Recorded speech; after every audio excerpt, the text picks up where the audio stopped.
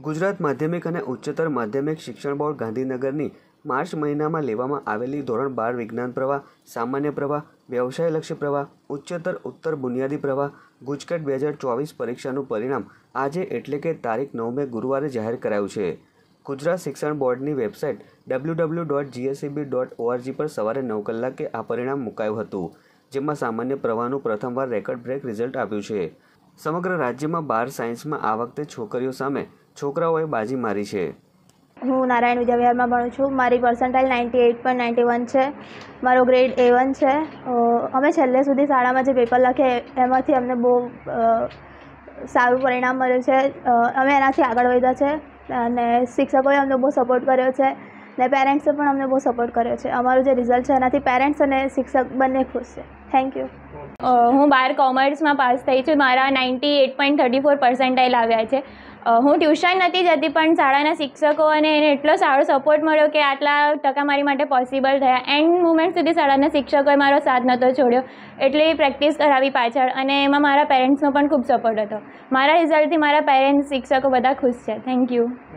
ભરૂચ જિલ્લામાંથી વિજ્ઞાન પ્રવાહમાં 3044માંથી 13 વિદ્યાર્થીઓએ A1 ગ્રેડ મેળવ્યો છે, જ્યારે સામાન્ય પ્રવાહમાં 7411 જેટલા છાત્રોએ પરીક્ષા આપી હતી, જેમાંથી 51 વિદ્યાર્થીઓએ જિલ્લામાં A1 ગ્રેડ મેળવ્યો છે અને સૌથી ઓછું 89.63% જાડેશ્વર કેન્દ્રનું પરિણામ આવ્યું છે।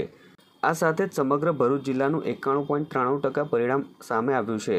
તો બીજી તરફ સારા માર્ક્સ અને ગ્રેડ મેળવનાર વિદ્યાર્થીઓને પરિવારના સભ્યો સહિત શાળા પરિવારે અભિનંદન આપ્યા હતા। જય નારાયણ। ભરૂચના અને સમગ્ર ગુજરાતના શિક્ષણ જગતને ખૂબ ખૂબ અભિનંદન। ખૂબ સારા પરિણામો આવ્યા છે। અમારી શાળાનું પણ ખૂબ સુંદર પરિણામ આવ્યું।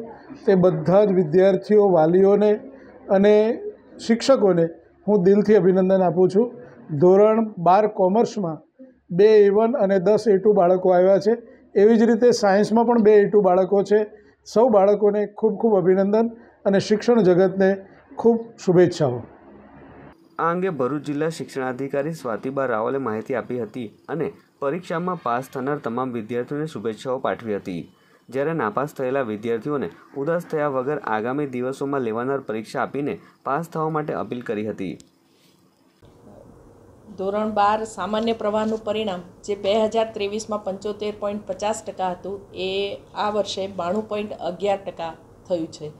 અને ધોરણ 12 વિજ્ઞાન પ્રવાહનું પરિણામ જે 2023માં 49.34% હતું, તે આ વર્ષે 80.09% થયું છે। પરિણામ ખૂબ જ સરસ આવ્યું છે। તમામ શાળાઓ અને પાસ થનાર તમામ વિદ્યાર્થીઓને હું ખૂબ ખૂબ અભિનંદન પાઠવું છું। આ પરીક્ષામાં જે વિદ્યાર્થીઓ નપાસ થયા છે એ વિદ્યાર્થીઓએ નાસીપાસ થવાની જરૂર નથી। સામાન્ય પ્રવાહમાં 2 વિષયમાં નપાસ થનાર વિદ્યાર્થીઓ પણ જુલાઈમાં લેવાનારી પૂરક પરીક્ષામાં ફરીથી પરીક્ષા આપી અને પાસ થવાની તક એમની પાસે છે।